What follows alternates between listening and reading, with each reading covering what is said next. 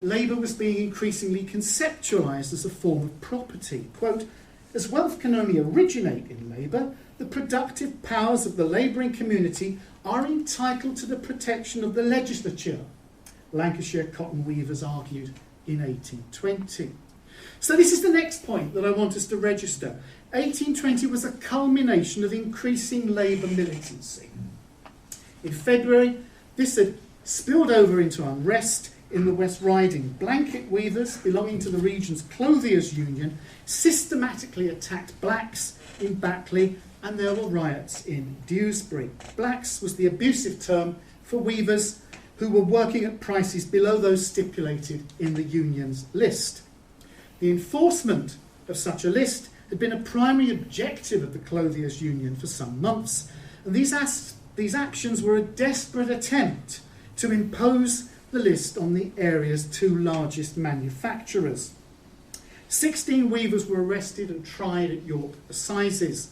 They pleaded guilty, but in a carefully staged managed proceeding, the prosecution declined to move for sentencing. Instead, the judge delivered a stern homily. Forcibly to seek a rise in wages, he told them, was an offence of very great magnitude, but it is also an act of the greatest folly and impudence. Go home and be good men. Now, the dispute was very specific, and it was quite localised to the blanket weaving industry. But in the close-knit communities of the West Riding woolen district, the defeat of the clothiers' union reinforced a general determination, I would argue, to assert the rights of labour. So we have a powerful convergence of factors in the spring of 1820, even before we factor in the washback from Peterloo. The week before Henry Hunt stood trial in York, Robert Davis of the Manchester Union Society was heard to say that there would certainly be another brawl when the trial was over, whatever its outcome.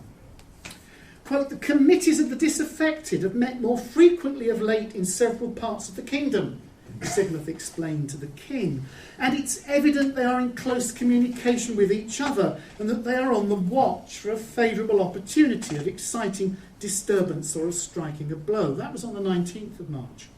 On the same day, we were now in the middle of Hunt's trial, Glasgow's Lord Provost reported 30 delegates had left the city for different parts of the country.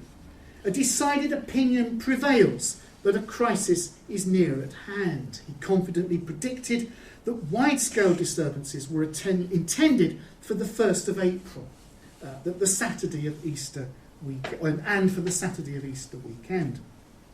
Now, of course, we know that the first overt insurrectionary activities occurred not on the Saturday of Easter weekend, but in the early hours of Good Friday, with a rather curious attempt in some ways to capture Huddersfield. For a detailed narrative, far better than anything I can provide, I refer you to Alan Brooke and Leslie Kipling's Liberty or Death, and if you've not bought your copy from the local History Society's stall, why not? They're still there. Excuse you, rush out, go and get it.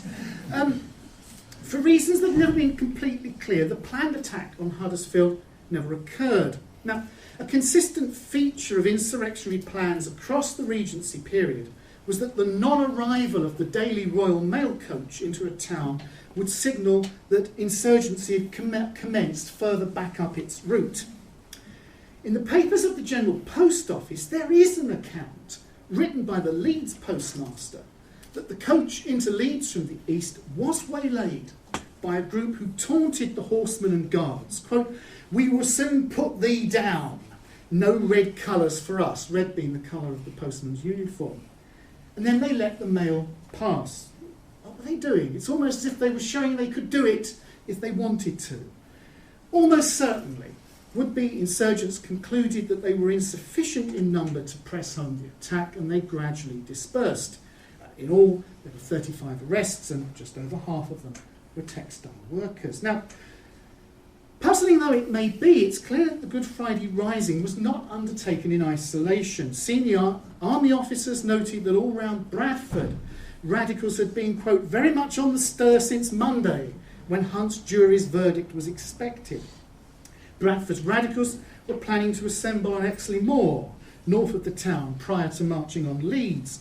Bodies of armed men also assembled in various parts of Halifax and began moving towards Huddersfield, only turning back when it became apparent that plans had been abandoned. Further afield, Army intelligence suggested arms had been distributed in Oldham. There was general expectation of a disturbance in Manchester, with radical delegates on the 1st of April anxious to ascertain the arrival or non-arrival of the males.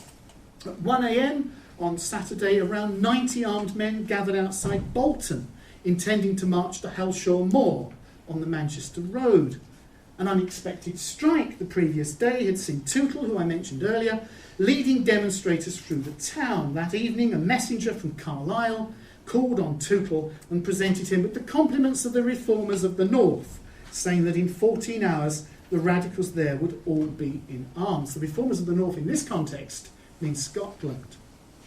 There was also a nocturnal meeting on Aspel Moor, north of Wigan, on Good Friday night, and arms were found when houses were searched in the town the following day. A Warrington contingent was also involved in that gathering. It was reported that the meeting dispersed when it became apparent that only 300, not the promised 1,000, had assembled. Quote, "The object of the meeting was said to be take prisoners of the justices, the constables and the soldiers, and to lock them in the church till they had gained their ends," wrote a local magistrate. "It seems possible that some explosion will take place," Sidmouth told Dublin Castle, that's the seat of the government in Ireland, in Easter week, in the west of Scotland, the West Riding and Lancashire, all of which Sidmouth described as being in a restless and agitated state. Now, the news of what had happened in and around Huddersfield was soon overtaken by events in Scotland, and for reasons of time, I must suppress the details. But I want to stress the involvement of a Yorkshire schoolmaster, Joseph Brayshaw of Yeadon, in the Scottish Rising. His role as a travelling intermediary between English and Scottish radicals is well established in all the accounts of 1820. Less well known is that he was very likely the co-author of the address to the inhabitants of Great Britain and Ireland. Placards bearing which title appeared all over central western Scotland on the 1st of April, signed by the Committee of Organisation for forming a provisional government. A Glasgow magistrate specifically claimed that the address had been written while Brayshaw was staying in Glasgow at the home of a radical writer, and in the coming weeks, simply to be tagged a zealous disciple of Brayshaw was sufficient to ensure that a Glasgow ultra-reformer would be arrested. Now, there's a wealth of stylistic and ideological pointers to Brayshaw having made a significant input to the address, but I won't labour those here for reasons of time. But Brayshaw's input into that address does not have to be proven in order to make the case that this document is suffused with an English, or more correctly British, radical perspective on popular discontent. The argument that the events of Easter 1820 in Western Scotland constituted a proto-nationalist Scottish insurrection rests on a combination of wistful thinking and an overemphasis on incidentals such as the admittedly plangent inscription on the Strathern Union Society's banner, "Scotland free or a desert." But the events of Easter 1820 were conceived as a British rising and are only fully intelligible in that light.